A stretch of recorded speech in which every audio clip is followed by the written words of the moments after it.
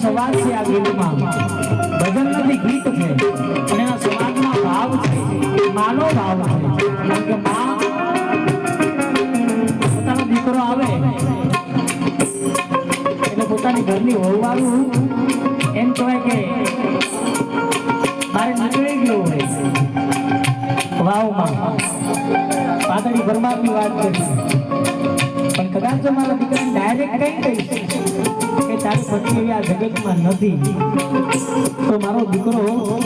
હાલ હું ખોઈ દઈશ એટલે એને હૈયા ઘરના માં આપે છે આ ગીતની અંદર મારી હું તો